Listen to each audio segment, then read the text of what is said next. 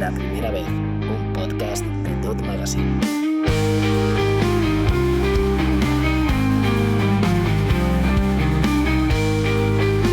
Hola a todos y bienvenidos al 9º episodio de La Primera Vez, un podcast al que invitamos a artistas de todo tipo para que nos cuenten su primera vez con un montón de cosas.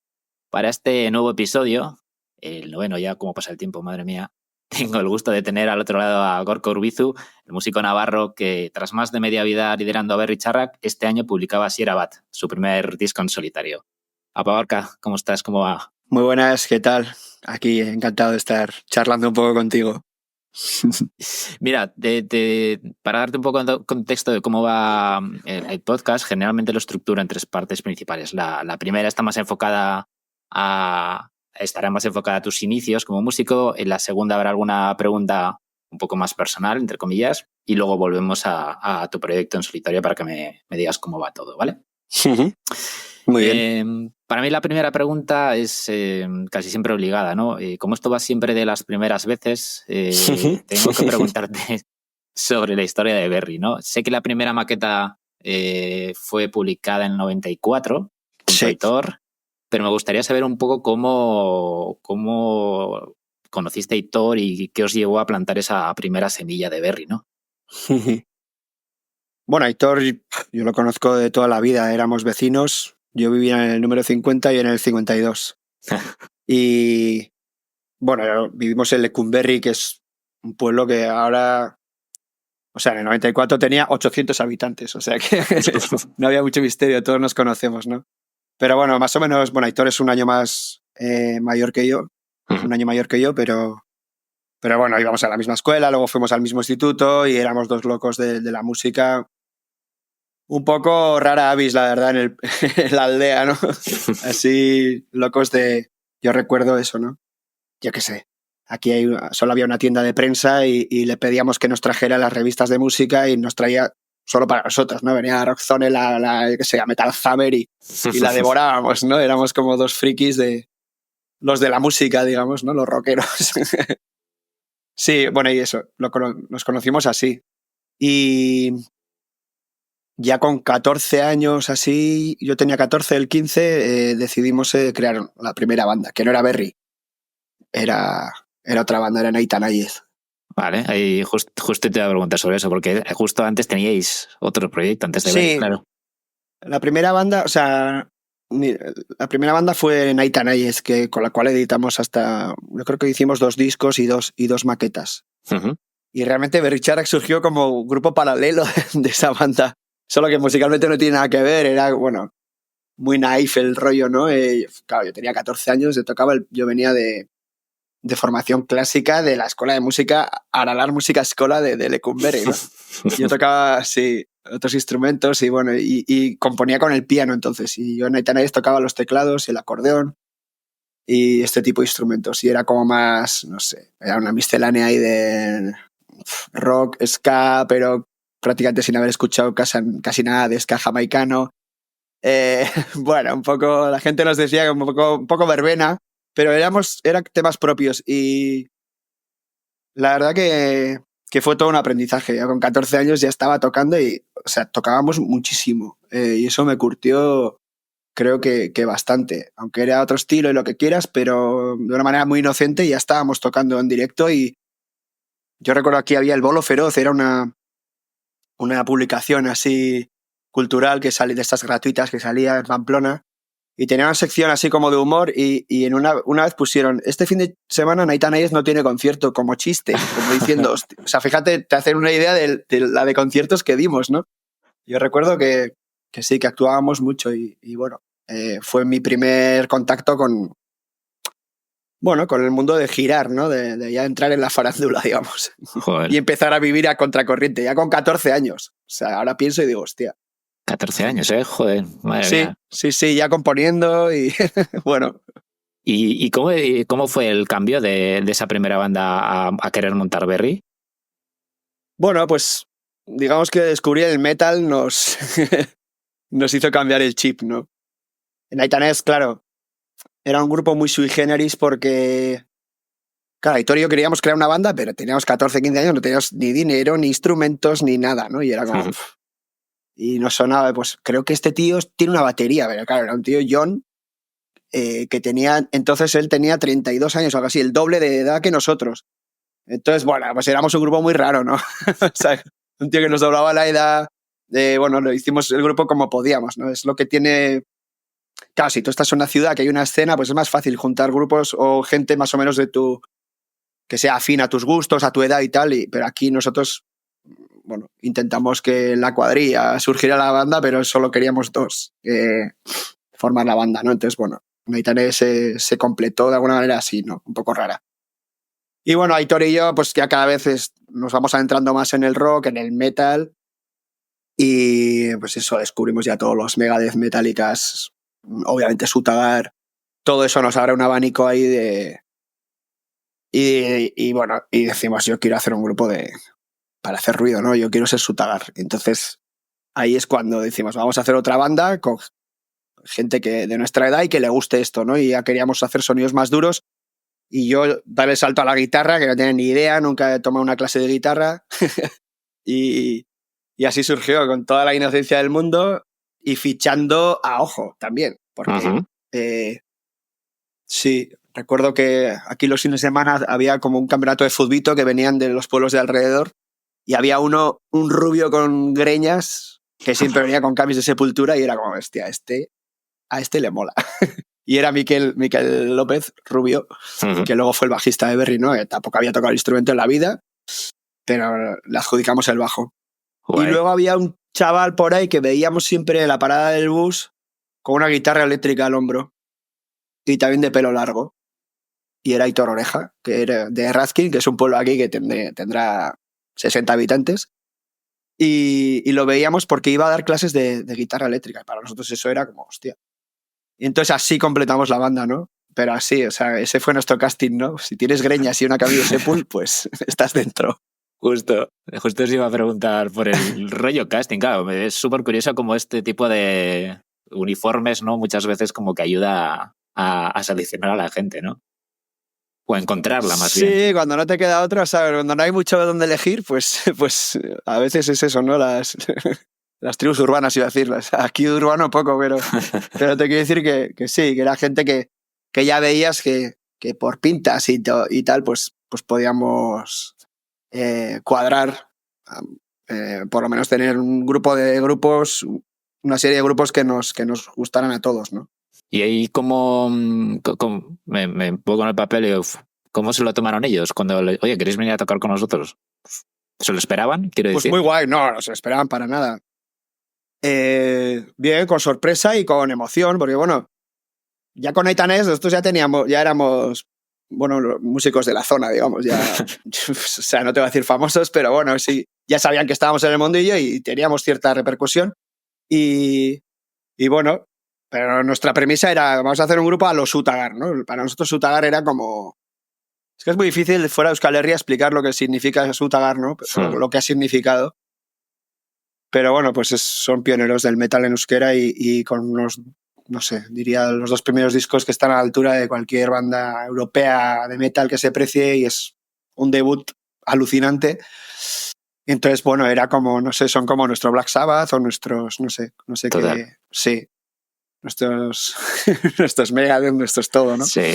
Y entonces, bueno, la premisa era eso, ¿no? Querer ser eso, pero claro, técnicamente estábamos en las antípodas. Yo no había pillado una guitarra en la vida, el rubio tampoco, Aitor daba clases de guitarra, pero bueno, Aitor Goicoechea pues venía de Night and Eyes y de repente pues pillamos 2 bombos y empezamos ahí a aprender, ¿no? Y a ensayar como locos.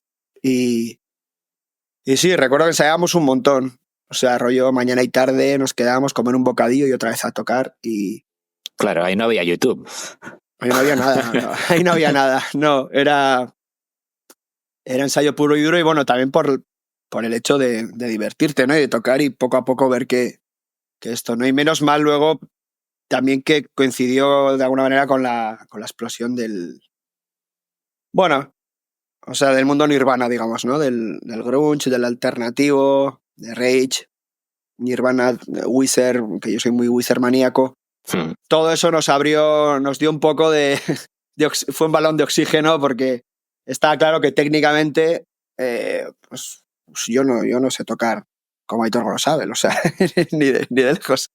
Entonces, bueno, de alguna manera el grunge y tal nos enseñó, pues como hizo el punk en su día, que tampoco hace falta ser un virtuoso para esto, ¿no? Y bueno, todo eso, incluso el nu metal también, ¿no? Yo recuerdo cuando escuchábamos por los primeros discos de Korn, de Deftones, todo eso nos abrió un universo que te enseñaba también, bueno, que el mundo más melódico también, ¿no? Pero yo recuerdo, por ejemplo, yo escuchaba a Mas Cavalera y yo decía, hostia, me encantaría cantar así, pero yo no tengo esa garganta, o sea, no puedo hacer esos guturales, ¿no? No sé, y a la vez era muy melódico, a mí siempre me ha gustado la melodía. Y bueno, poco a poco así se fue perfilando, ¿no? Nuestro sonido, viviendo más bien de eso, ¿no? De esas influencias. Y otras influencias que creo que estaban ya en mí, porque mi carrera, o sea, mi gusto musical ha sido un poco, mi camino musical ha sido un poco extraño, creo, analizándolo ahora, ¿no? Yo vengo de la educación más académica, pues eso, del solfeo, me gustaba, era un poco freak, un poco nerd, de que me gustaba los dictados, el solfeo que dábamos entonces, que no tiene nada que ver con lo que se da ahora.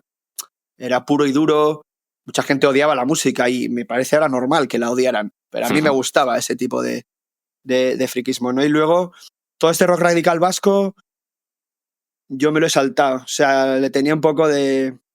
lo he descubierto a posteriori y he aprendido a valorarlo a posteriori, ¿no? Y a obviamente concederles también el esto de haber abierto camino a todos, ¿no? Pero yo no escuchaba ni Cortatu, ni Barricada, ni nada de eso, ni Ertzainak. Yo ahí estaba escuchando mucha radiofórmula, o sea, estaba oyendo cosas muy raras, tío. Estaba oyendo los 40 y este tipo de radios y venía del mundo clásico, ¿no? De coros y estas movidas. Y hasta que descubro el metal y en los 90 descubro la música vasca, pero ya con la generación de los 90, ¿no? Con Neu Gorria, con Suta, EH Sucarra, todas estas bandas. Curioso eso, ¿no? Súper curioso. Porque claro, vosotros luego os metieron ahí, ¿sabes? Me resulta claro, curioso Ya, el salto ese. yo no tenía nada que ver. Yo los 80, no te voy a decir que los odiaba, pero o los repudiaba, pero sí, no me atraía. Y luego es eso, o sea, en un entorno muy rural. Yo recuerdo que mi primer contacto con todas estas bandas de rock radical vasco son a través de las verbenas que tocaban en nuestro pueblo, en fiestas. O sea, yo estaba bailando un vals o un ariñarín y de repente la banda tocaba, yo qué sé, Mierda de Ciudad y ese era mi primer contacto con Cortatu, ¿no? O No hay tregua de Barricada y me gustaba, pero luego no iba a escuchar esas bandas, no tenía ningún cassette, ningún disco de esos, hasta que ya descubro mi primer así fue Megadeth, ¿no? Y bueno, y Sutar, sobre todo Sutar, EH Sucarra, todo este mundo, ahí es donde ya rompo con toda mi académica, me cuelgo una guitarra y digo, yo quiero tirar por aquí, ¿no? Oye, ¿y te recuerdas cómo fue el primer ensayo así oficial? A mí siempre me genera curiosidad el rollo de, joder, la primera vez que vas a tocar con alguien que no conoces, ¿no? ¿Cómo va ese momento, no? Primer ensayo así como tal, no recuerdo. Recuerdo que al principio éramos 3, o sea, todavía yo creo que... mi memoria es horrible y espero no meter la pata, pero yo diría que primero fichamos a Rubio y ya compramos un bajo y tal, y empezamos los 3 y al poco ya entró... O sea, hicimos unos pocos ensayos creo con 3 personas. Y luego ya entró Aitor Oreja y ahí ya formamos el cuarteto, ¿no? Y recuerdo que tuvimos que cambiar de local 1000 veces y uno de ellos era en Alli, que Alli es un pueblo que está aquí como a 2 kilómetros cuesta arriba y recuerdo que íbamos así andando con los trastos a ensayar cada día y a veces pasaba un coche y nos paraba y nos llevaba. Luego estuvimos aquí en Michausenea, en la Casa Cultura, claro, haciendo ahí un ruido de puta madre en la biblioteca, o sea, pues intentando ahí cuadrar las horas como podíamos, ¿no? Pero bueno, éramos estajanovistas, o sea, ensayábamos a muerte, o sea, un montón. Y luego aquí en lo que era el Gaztetxe de Lecumberri, ahí sí que estuvimos ya más tiempo ensayando. Y bueno, al principio sí es verdad que es una sensación no sé, es algo que valoro mucho a posteriori y que se va perdiendo, que es algo que no puedes recuperar, que es esa inocencia, ¿no? Ujú. Eso no se compra ni se vende y es algo muy puro que ya con el paso del tiempo ganas experiencia, pero pierdes de eso, ¿no? Entonces, yo ahora pienso y digo, qué putos locos, o sea, ¿cómo vas a ser, yo qué sé, ¿no? Sutagar o querer ser Megadeth si no tienes ni idea de tocar la guitarra? Pero bueno, también creo que alguna de esas carencias técnicas me han llevado a ser el músico que soy. Yo siempre digo que no son mis habilidades, sino mi falta de habilidad es lo que me ha llevado a, bueno, quizá no soy capaz de tocarte Tornado of Souls, pero he podido hacer la música de Berry, ¿no? A través con las herramientas que tenía, que para mí, por lo menos técnicamente, eran un poco limitadas, ¿no? Pero bueno, eso te va perfilando y te va haciendo. Realmente los músicos que me gustan, así como instrumentistas, son los que tienen un poco de personalidad, no porque sea un virtuoso, ¿no? Creo que el virtuosismo, bueno, esto es un clásico, pero sin alma o sin un objetivo o sin una mirada más holística de la canción o del arte, no, a mí no me interesa mucho, la verdad. Ujú. Hace casi un mes, bueno, creo que era el 15 de octubre, comentabas en Insta, que hacía ese mismo día, hace 30 años, fue el primer concierto de Berry. ¿Te acuerdas cómo fue? De eso sí me acuerdo. ¿Sí? ¿Cuál es el sentimiento que tienes en el sentido de fue satisfactorio o fue, ostras, era más complicado de lo que pensaba todo esto? Bueno, claro, ahora que lo pienso, claro, tú ya tenías mucha más experiencia que los demás. Claro, ya teníamos 2 años, Goico y yo teníamos 2 años ya de estar tocando un montón de bolos. Pero bueno, no tenía nada que ver. También te digo que hicimos luego un montón de dobletes con las dos bandas. O sea, Night and Night y con Berry Charak de telonero. O sea, era como tocar metal ahí con la guitarra y doble bombo y luego yo pillaba el acordeón y los teclados y tocaba. Hicimos igual como 15 bolos juntos, o sea, de doblete. Cosa que ahora es impensable, ¿no? Pero. Y tengo muy buen recuerdo. Recuerdo hacerlo todo, ¿no? El cartel, a mano un colega del instituto que dibujaba. Bueno, repartir, pegar los carteles. El concierto es muy de esto que te decía de la verbena. Eran fiestas de Lecumberri, ¿no? Entonces había el baile. Había el baile de la noche, que era en el frontón. Empezaba a las 12, a las 2:30 así, hacían como un descanso y luego seguían. Y el concierto fue aprovechando el descanso, o sea, a las 2:30 de la mañana. Wow. O sea, es que es otro tiempo, parece otro planeta, pero era así la cosa, por lo menos donde yo vivía. Entonces, claro, nosotros decíamos, hostia, el frontón estará lleno y en el descanso el local era una especie de gasteche o así que estaba debajo de las gradas del frontón, ¿no? Donde ahora está el mural de Berry Charra, que es la plaza Berry Charra, que hay una placa y todo el rollo, que me hace mucha ilusión, pero fue ahí, ¿no? Ajá. Y entonces en el cartel pone Bigarren dantzaldiko atxeden aldian, algo así como, o sea, en el descanso del segundo baile Wow. en el local del frontón, o sea, como diciendo, va, seguro que la gente viene al concierto. Vinieron 4 gatos. Pero bueno, joder, pues eso, lo que te decía, muchísima ilusión. Típico que tienes 5 canciones y las repites, haces el setlist 2 veces, porque si no. Bueno, así, con ese punto de ingenuidad que es algo que, bueno, increíble, ¿no? O sea, que luego con el tiempo dices, hostia, me encantaría ver ahora yo qué sé, un vídeo de ese concierto, ¿no? Pero no tenemos nada. Justo. O sea, que ya os ponían, ahora me está haciendo aquí conexiones, ya os estabais entrenando para un futuro en el que os ponían en los festivales muy tarde a tocar, ¿no? Sí, bueno, eso era. Bueno, ahí vas, según tu popularidad, ¿no? Pues cada vez con mejores horarios y mejores condiciones, ¿no? Pero nosotros hemos tocado 1000 veces, muy tarde o muy pronto también, ¿no? Yo recuerdo, yo qué sé, nuestro primer Viña Rock, por decirte algo, pues eso, 5:30 en el escenario, no sé qué, pues eso, hasta que tocas 4 o 5 veces y la quinta tocas en el escenario principal a las 10 de la noche, que es donde todo el mundo quiere tocar. Claro. Bueno, eso también es algo que no se elige y que a veces, joder, petarla desde el inicio, pues tendrá su cosa guay, no te digo que no. Pero creo que es mejor para todo el tema este empezar de abajo, de cero, y ir curtiéndote y bueno, agradezco que haya sido así, ¿no? A través del trabajo y de ir poco a poco y que no haya sido de repente un single que yo que sé que lo peta y... No, ha sido poco a poco, entonces vas asimilando, te vas haciendo y vas valorando muchísimo más todo lo que ocurre, ¿no? Yo siempre comparo, por ejemplo, los conciertos en Madrid con Berry, de empezar en la Jimmy Jazz de Vallecas al Withing de la última gira, es que he pasado por todas las salas, o sea, la de 50, la de 70, la de 200, la de 300, la de 800, la de 1000, la Riviera, 2 Rivieras, no sé, o sea, como todo muy progresivo, ¿no?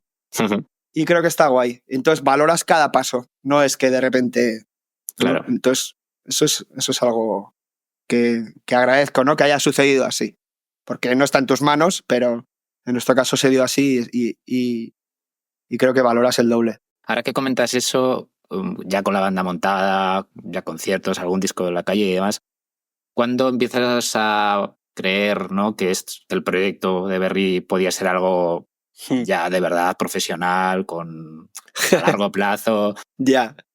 Bueno, a largo plazo yo siempre he pensado, o sea, a largo plazo en el sentido de que no tengo prisa ni un objetivo de, hostia, si en 2 años no la peta o lo voy a dejar y voy a ir a la fábrica. No, no ha habido eso. Siempre a mí me encanta tocar y crear y ensayar, me flipaba y bueno, o sea, te quiero decir que no había un objetivo, entonces yo estaba a gusto en el camino, ¿no?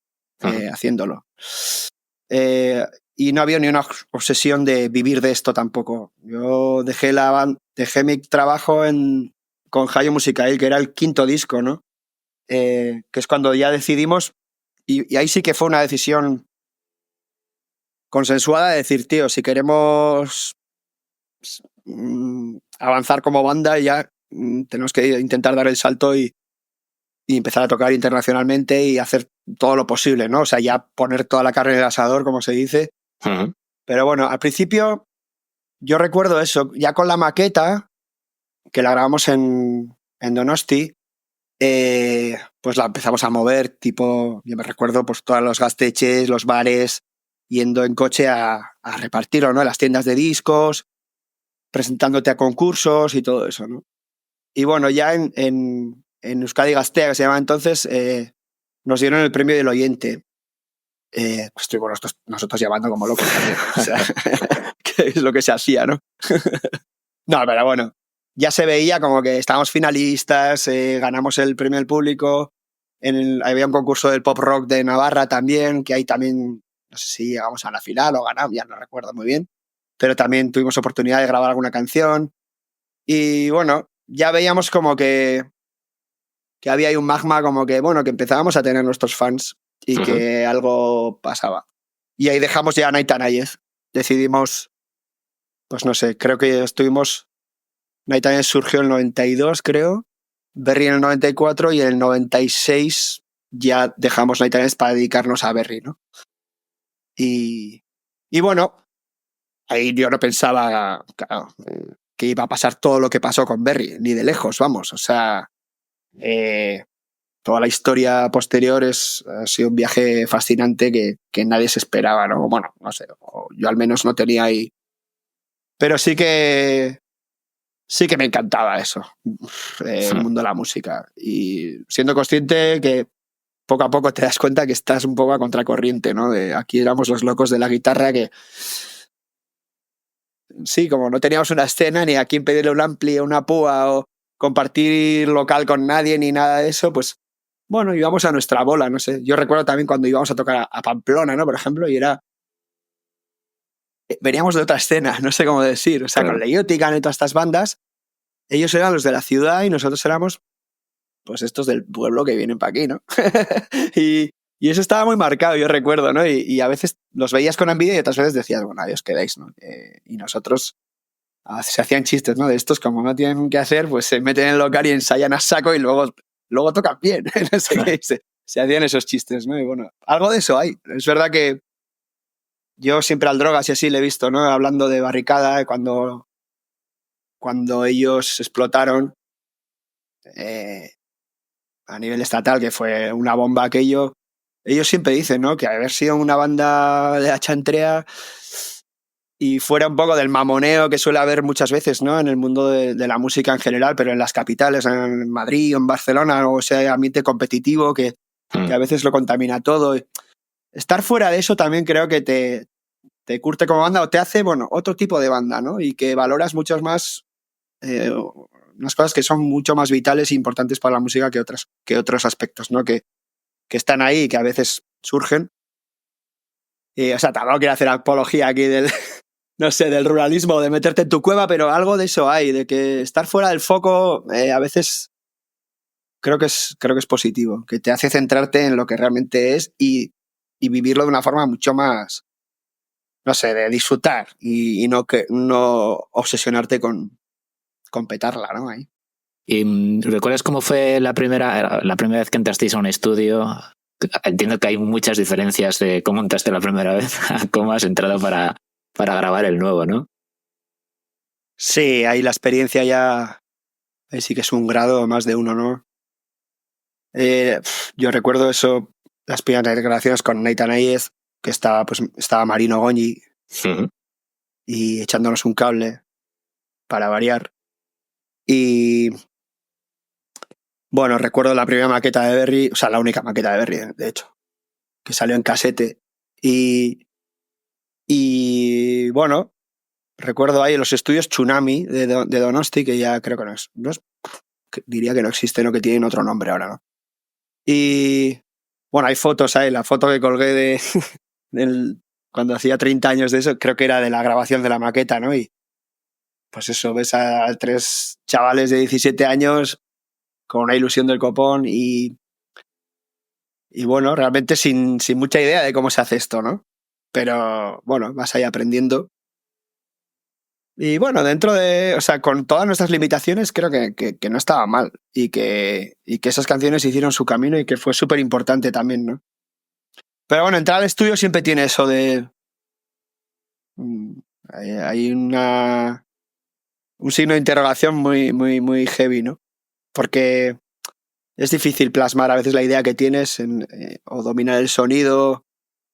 Tienes tus referencias, pero realmente no sabes cómo hacerlo, ¿no? Entonces, bueno, yo he sido siempre alguien que se ha centrado mucho en la canción, en la composición, más en el arreglo, partir desde ahí, que es algo vital y que tiene mucho que ver también con cómo suenan las canciones. O sea, si tú las arreglas bien, tienes la mitad del camino hecho, ¿no? Es mucho más importante eso que no el ampli que elijas Claro. o la guitarra o lo que sea, ¿no? Ese tipo de cosas. Pero bueno, pues poco a poco, ¿no? Vas tomando conciencia y yo también he delegado mucho con quién grabas. Bueno, el mundo de los productores llegó más tarde, ¿no? Que también fue una elección nuestra, decir, ¿cómo podemos aprender más o avanzar más?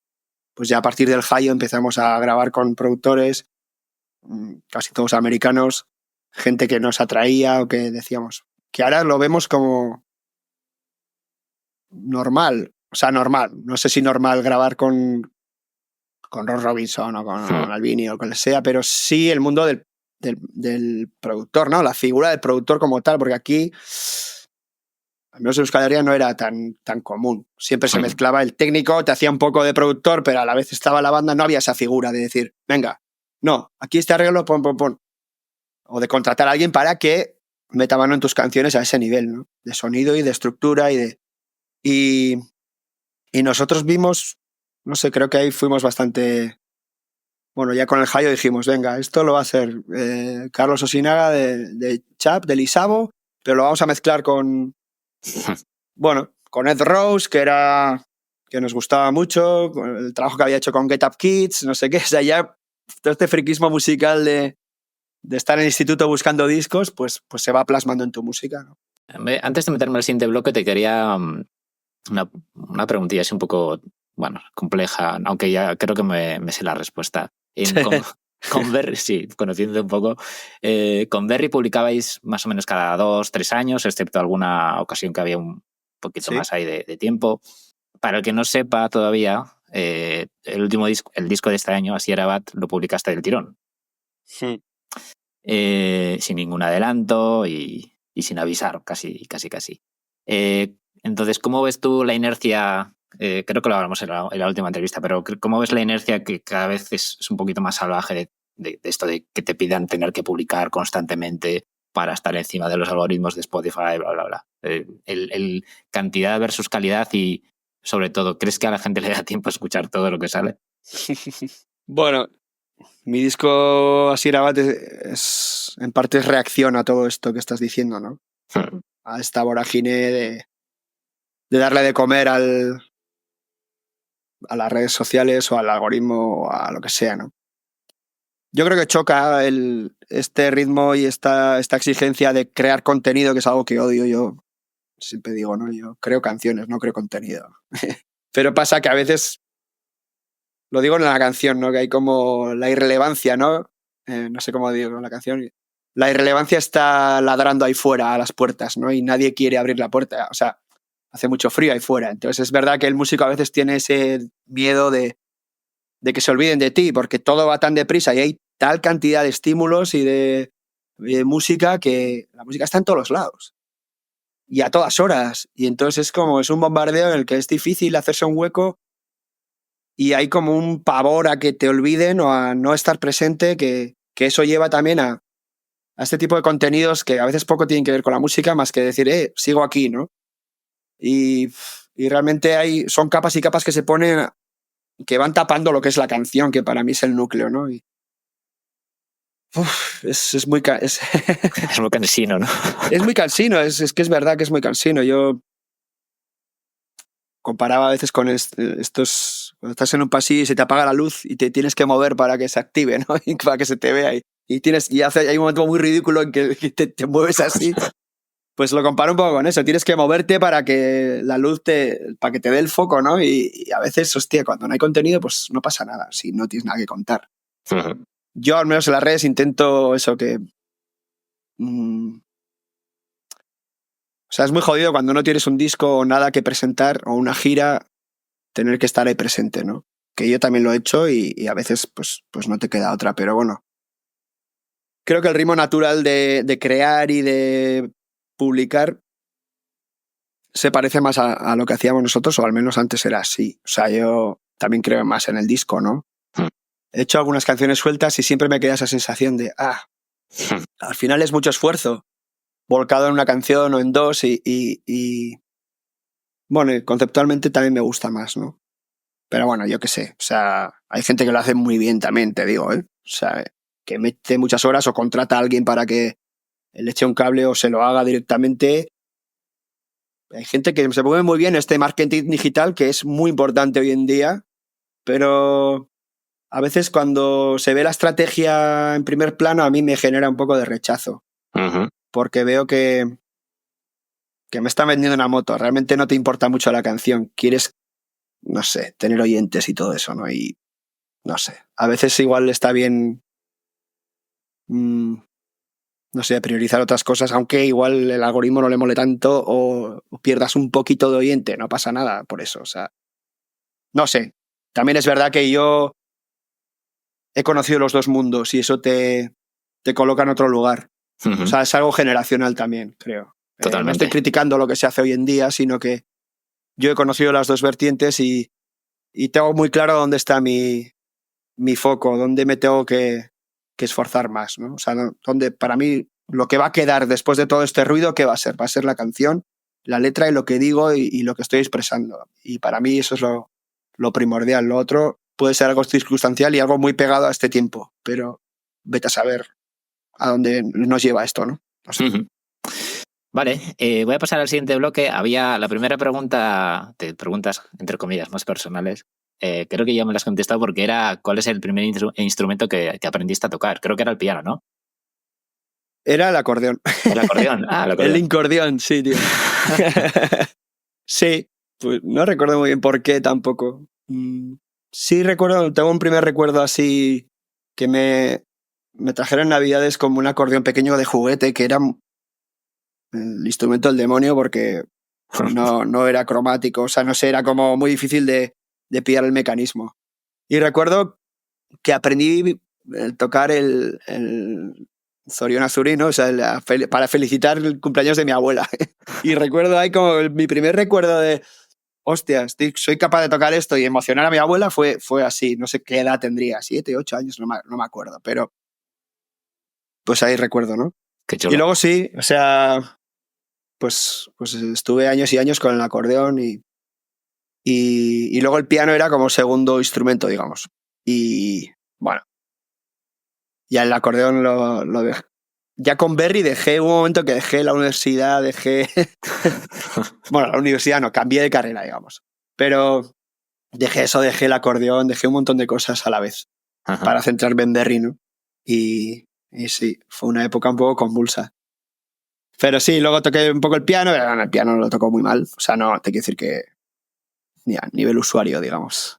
Pero es curioso que con los años que he pasado en esto de los exámenes que había, que era, aquí era muy duro, resulta que ahora vivo de la música tocando un instrumento en el que soy autodidacta total. No, nunca he recibido una clase de guitarra. ¿No? Paradojas de la vida. Curioso, sí. Sí. Y en cuanto al tema de cantar, que es una pregunta que me flipa, porque claro, a mí me encantaría poder cantar, algo que hago fatal. En las entrevistas del podcast, a los invitados anteriores siempre se lo preguntaba y era cómo descubrieron que cantaban bien. Algunos me dicen, joder, es que era el único que estaba en la banda que se animaba a cantar, otros... Eso es típico, pero de ahí han salido, de esas decisiones salen muy buenos cantantes a veces, ¿no? Nadie quería. Bueno, en mi caso, o sea, cantar bien yo no tenía esa percepción, pero sí que he estado toda mi vida en coros y que es algo que ahora valoro, que es algo que en su día yo decía, yo qué sé, ¿no?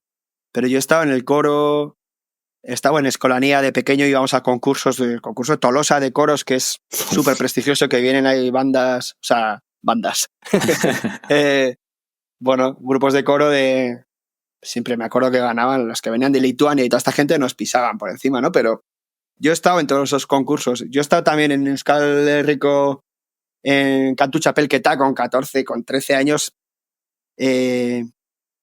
creando canciones propias y tocándolas y cantando con mi hermana.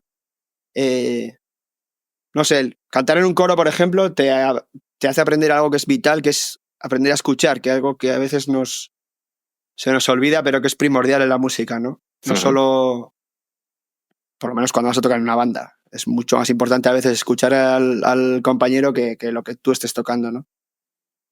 Y todos esos aprendizajes que parecen obvios, bueno, yo he tenido ahí una escuela que ha sido súper importante, que quizá la estoy valorando ahora más que antes, ¿no? Antes era como, bueno, a veces era un marrón. O ensayar y todas cosas, ensayar el coro y todas esas cosas, pues bueno, tiene muy poco de rock and roll. Pero creo que está en mi ADN y que me ha ayudado a cantar mejor, a colocar la voz, sobre todo a escuchar, a armonizar, todo ese tipo de cosas, yo se lo debo a la escuela de música y a estos coros en los que he estado. Y luego también, bueno, está el hecho de las letras, ¿no?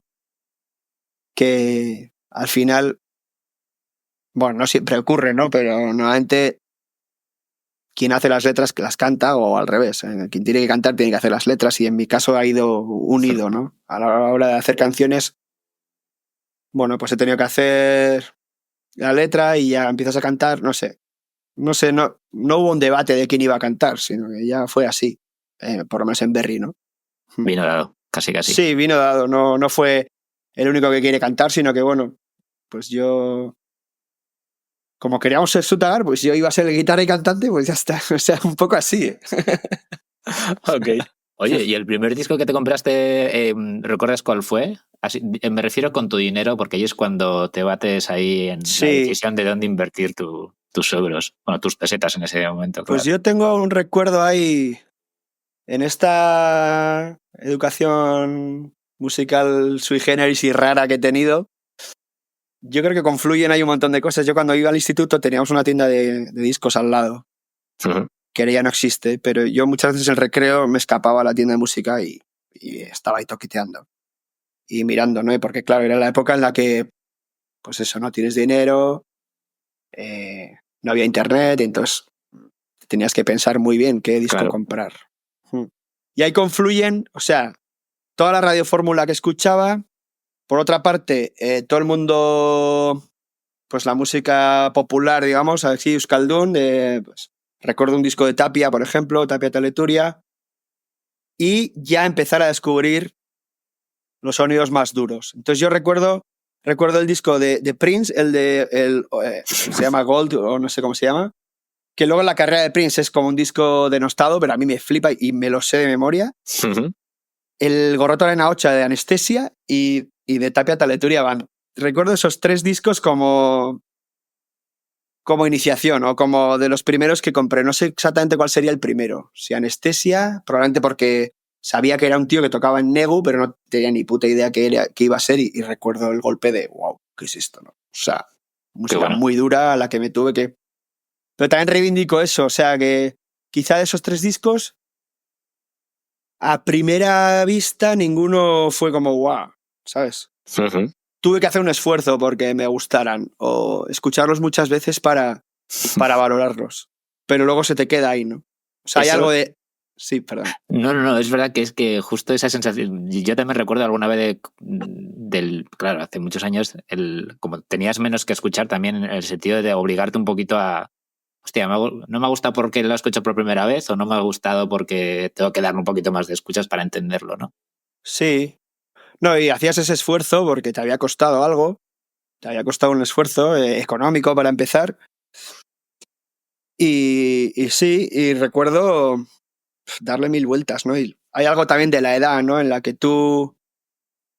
que es crucial, ¿no? Tú cuando descubres o tú con lo que escuchas entre los 13 y los 18 años, no sé, es como que te marca y es algo que luego sigues descubriendo música, pero de alguna forma tu disco duro no está lleno, pero bueno, pero ya queda menos margen para la sorpresa, o no sé. Es jodido eso también. Lo uno también con el tema de la inocencia, ¿no? De, claro, tú eres un lienzo en blanco con 13 años y yo, todos los discos que salieron del 91, que yo tenía 14 años, recuerdo pues eso, o sea, desde Nirvana, Rage, ya qué sé, los Use Your Illusion de Guns N' Roses, todos estos discos están en mi ADN, o sea, me los sé de pe a pa. Y es muy difícil encontrar algún disco. Hay 1000 discos que te gustan y te impresionan, pero bueno, ya no te llegan a marcar, creo, como esos discos que escuchas con esa edad, ¿no? Y todos estos discos que te estoy diciendo, igual al principio se me hicieron duros, yo recuerdo. O sea, el disco Anestesia era como, ¿qué es esto, tío? Yo no había escuchado nada así, esa voz tan duro, todo. Pero a la vez había algo interesante e intrigante ahí que te decía, hostia, otra vez, venga, pum, pum, pum. Y escuchabas y al final o el disco de Prince, yo ahora me lo pongo ese disco, tío, y me lo sé entero, o sea, las letras y todo. Y era como, ¿y por qué escuchaba Prince? Pues no sé, pues porque habría escuchado la Radio Fórmula y me acuerdo, no sé, de Michael Jackson y el otro y no sé qué, y pues no sé, un poco de rebote llegué ahí. Y ahora soy súper fan de Prince, ¿no? Yo qué sé. Bueno, nunca se sabe lo que empieza uno y hacia dónde va, ¿no? Sí, o sea, ya te digo, también he sido luego, creo, bastante ecléctico. O sea, al principio un poco raro, nerd, porque también es típico nerd. Yo era muy buen estudiante, muy buenas notas. Y de repente descubro el metal, era el pajillero que descubre el metal. Y, o sea, esa historia, tío, creo que se da en mí como muy bien. O sea, es como, es así. Pero luego es verdad que, y ese eclecticismo de haber escuchado la música, pues eso, venir de la Radio Fórmula, del mundo más académico, y luego de repente descubrir ya la música por tu cuenta, el rock que te parte el alma y te abre ahí un abanico que flipas y que un universo a descubrir y empiezas a tragar y a ir a la tienda de discos, a leer entrevistas y a empaparte de todo eso, ¿no? Eso es algo muy guay. Pero quiero decir que luego a posteriori creo que he sido muy ecléctico y abierto a todos los estilos. Y eso es algo también que valoro mucho. O sea que... Y creo que ahora es más común igual mezclar o sobre todo esa barrera que antes era muy heavy, ¿no? O sea, lo cultural y lo contracultural, digamos. Y ahora es como que en un festival, ¿no? Te viene, yo no sé. De repente Miley Cyrus es como cabeza cartel del primavera, ¿no? Y dices, hostia, ¿en qué momento ha ocurrido esto, no? O sea, ¿qué quiere decir que hoy es más fácil eso? Mezclar, yo qué sé, Mayhem con, con Miley Cyrus. Y antes era algo impensable, ¿no? Pero yo en mi universo era bastante común. O sea, escuchar de todo, pero sin ningún tipo de... Bueno, el filtro de mi gusto, ¿no? Pero, Sí, sin que fronteras, los ¿no? estilos siempre me han dado bastante igual. o saltarme de un estilo a otro. Nunca he tenido prejuicio ni he pertenecido solo, nunca he sido solo punk o solo tal. Ha habido estilos que he escuchado muchísimo más que otros, eso es así. Pero bueno, creo que la música es muy amplia, ¿no? Como para cerrarte en algo en banda, ¿no? Creo que esa ortodoxia nunca me ha traído. Total. Y si te pregunto por el primer concierto, así que pagarás la entrada. Mi primer concierto así internacional fue Megadeth. Megadeth. En Donosti. Uh-huh. En Anoeta, sería. Era en el... No sé si era el Velódromo uh-huh. o... No sé ahora, tío. Había como un polideportivo más pequeño, creo. Sí. Es que yo creo que... Yo creo que era ahí. Justo, sí. Megadeth, que para mí era como... O sea, recuerdo Megadeth como mi banda, la que me abrió esto al metal. Se lo debo casi todo. O sea, aparte de Nirvana, que fue como otro, Megadeth fue como mi banda, ¿no? Y sí, recuerdo además estar nervioso, como casi... Recuerdo que se me taponó un oído, o sea, como yo creo que era de los nervios o que no sé qué hostias era, pero como que fue una experiencia un poco así. Pero claro, flipando, ¿no? Wow. O sea, sí. Bueno, muy buen recuerdo. Y luego también tengo recuerdo de ya más cercano de ver a Sutagar la primera vez. ¿No? Como, wow. Que luego los vi 800 veces, ¿no? Pero la primera vez de volarte la cabeza de qué es esto, quizá más que con Megadeth incluso, de wow. Alucinar con Borgia, con las canciones, no sé, era como algo muy heavy. Y recuerdo también un concierto de Valerdi. Uh-huh. Quizá ese fue el primero de todos, así que recuerdo de rock cercano que tocaban aquí en el Cultureche de Lecumberri, en Michausenea, donde luego yo ensayaba. Y tengo ese recuerdo, tengo un poco fijación con los baterías y recuerdo a Zara ahí tocando, que tiene un estilo que me encanta. Y aunque estilísticamente, yo qué sé, era demasiado popero igual para mí, bueno, quedarme prendado, ¿no? De ver a un batería tocar y una banda y no sé, como flipar, ¿sabes? Como en estas pelis cuando... se te abre la luz, ¿no? Sí, ocurre una epifanía ahí de ¡guau! Esto te marca ya para siempre. Pues tengo ese recuerdo, sí. Qué bueno. Oye, antes de pasar a la parte final, como en DOT siempre hablamos, además de música, hablamos también de cine y de series y cosas así. Te quería preguntar sobre tus películas favoritas. Eso es es una pregunta súper complicada. A mí me la preguntarían y no sabría decirlo. Ya, es muy complicado, sí. Pero también me vale con decir alguna que te haya gustado últimamente, que te haya parecido así como relevante, ¿sabes? No sé, yo quizá la peli que más veces he visto igual es Fargo. Que me encanta. Sí. Y en general los hermanos Coen, pues es un cine que me gusta mucho. He sido muy hitchcockiano también. Tengo como una epifanía también de ver Psicosis y pasar miedo de verdad. Y todo ese mundo me ha gustado mucho. Sí. Esas dos pelis las he visto mucho. Y luego no sé, bueno, es que eso es lo que dices. Es una pregunta tan vasta jodida y tan amplia. Sí. Sí, luego está el mundo documental, por ejemplo, musical, ¿no? O yo qué sé, ¿no? Creo que ahora, por ejemplo, el cine vasco está también como viviendo una época bastante guay. Soy muy fan de, por ejemplo, o sea, tienes ahora, yo que sé, a Steve Resola o a Pablo Urquijo, o hay un montón de... yo que sé, Marina Lameiro mismo, ¿no? Que hizo nuestro documental de Dardara. Ahí hay algo, un magma que me interesa mucho. Y soy muy fan de Moriarty, por ejemplo, pues todo esto es Loreac, Trinchera Infinita, la última que vi, la de Marco, también, no sé, creo que hay algo ahí. Hay algo de luz ahí que me atrae mucho. No sé. El otro día, bueno, ahora me ha venido otra pregunta a la cabeza. Hace poco, relativamente poco, hacías una canción para una obra de teatro, ¿verdad? Sí. ¿Y alguna vez has pensado en...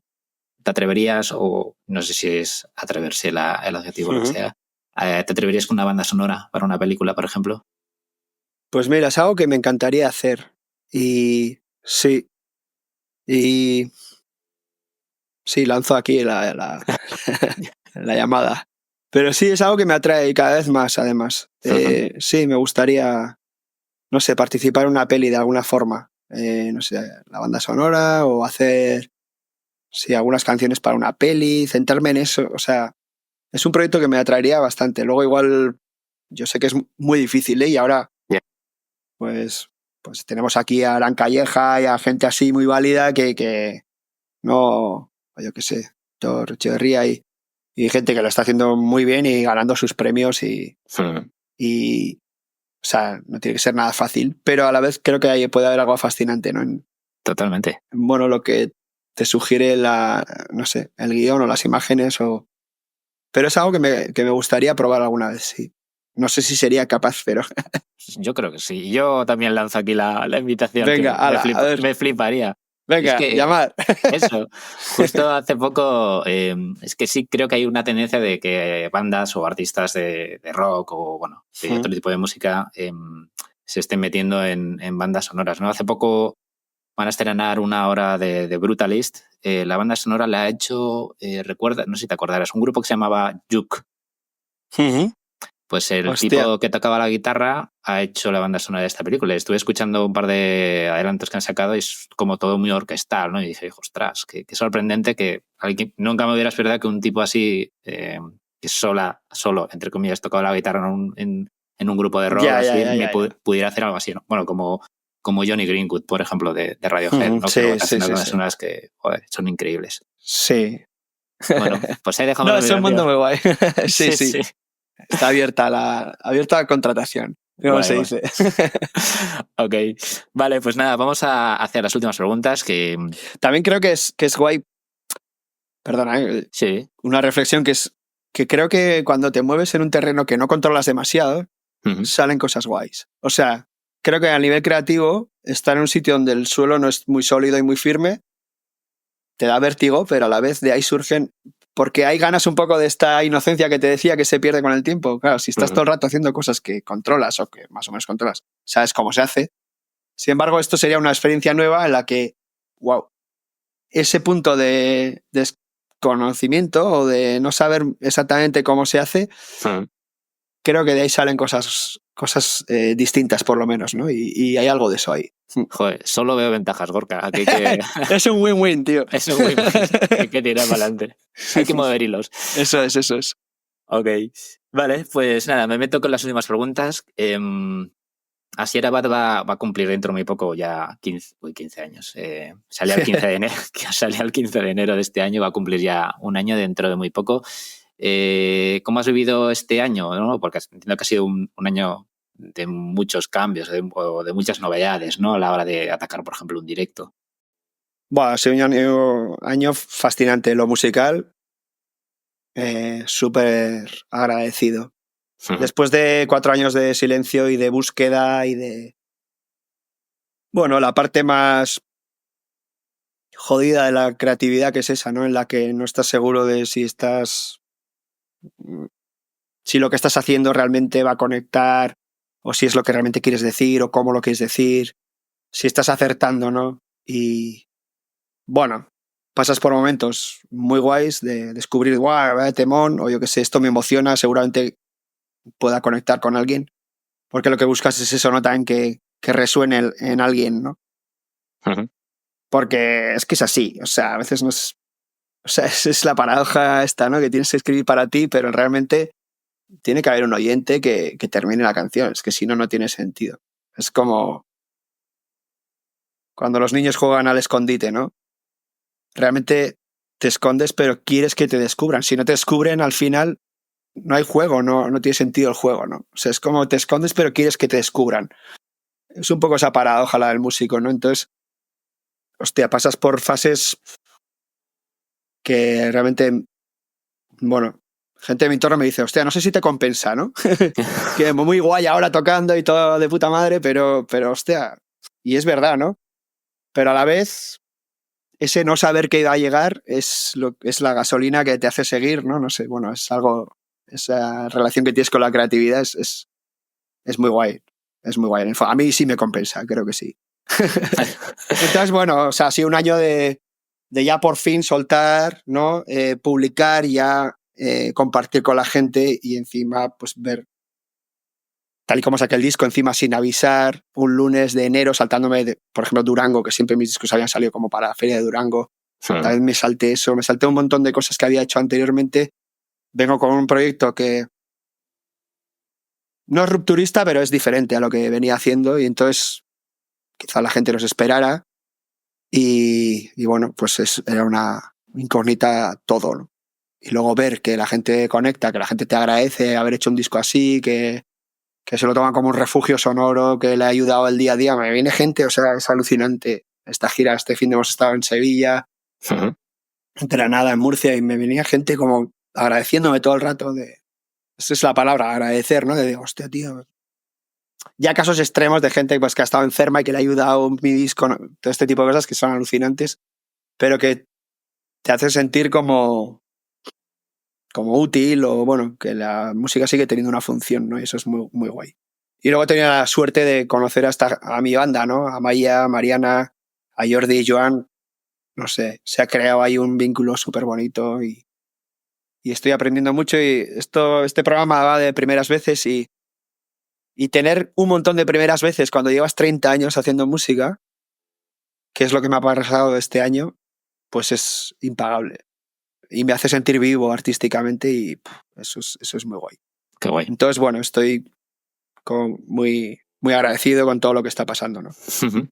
Oye, hace un par de minutos mencionabas la Soca de Durango y tenía la pregunta, ¿vas a ir este año?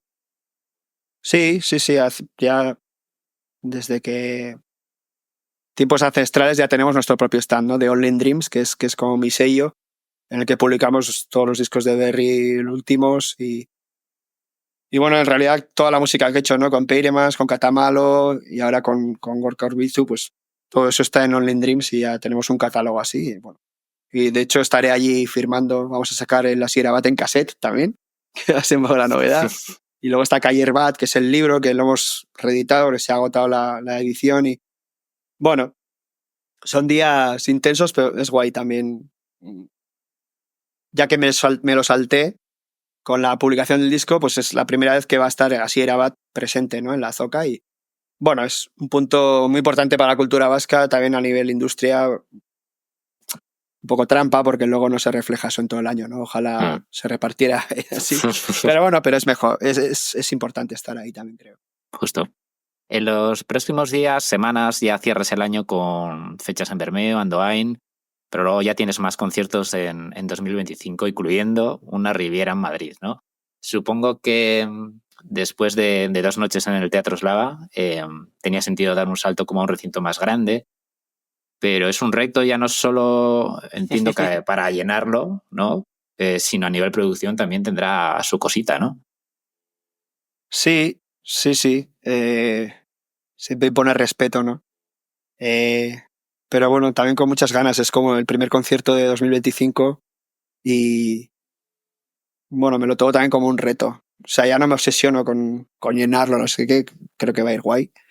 Pero sí, o sea, ya preparando el año 25, ¿no? También tocamos en Valencia, que se suspendió por la Dana, un concierto que teníamos en Castellón y estaremos el 22 de marzo, creo que es, en la Rambleta.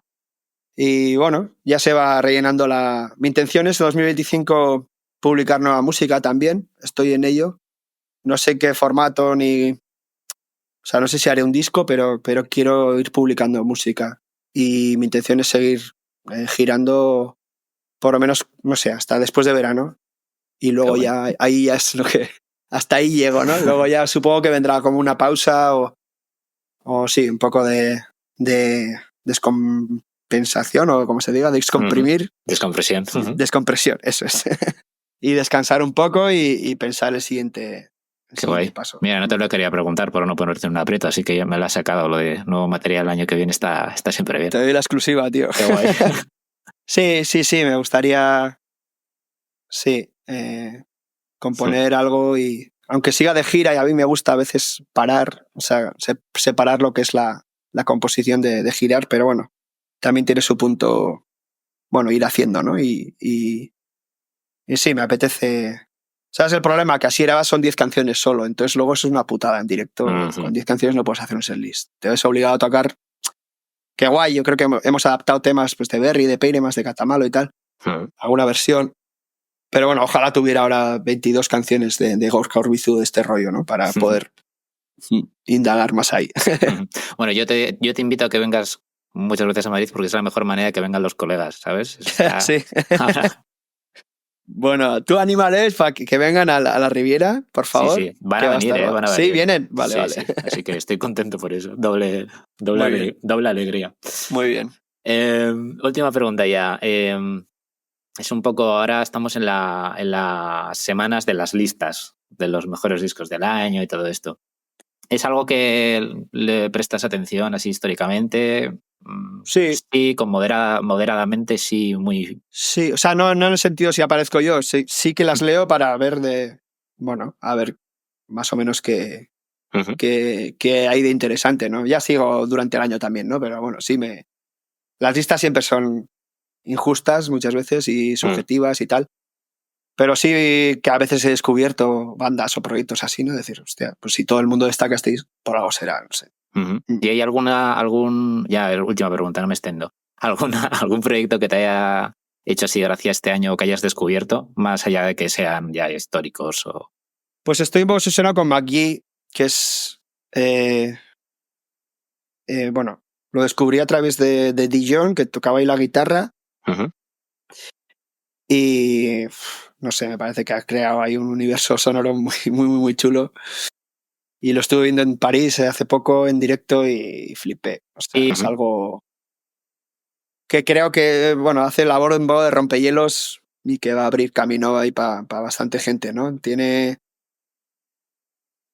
los dos extremos, ¿no? Tiene parte de los 80 de la música y casi hortera, o sea, del soft rock así, que a veces parece, yo qué sé, Phil Collins o Police o Prince también a veces.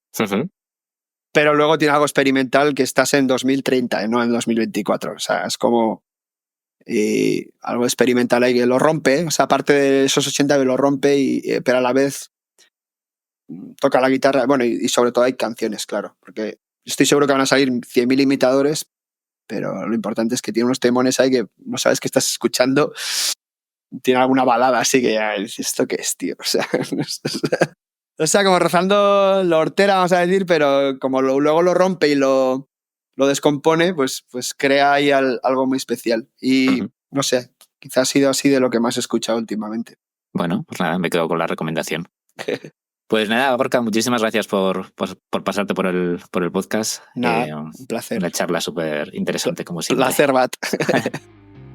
Pues nada, nos vemos muy pronto en Madrid. Muchas gracias. Muy bien, gracias y nos vemos ahí. Agur. Agur.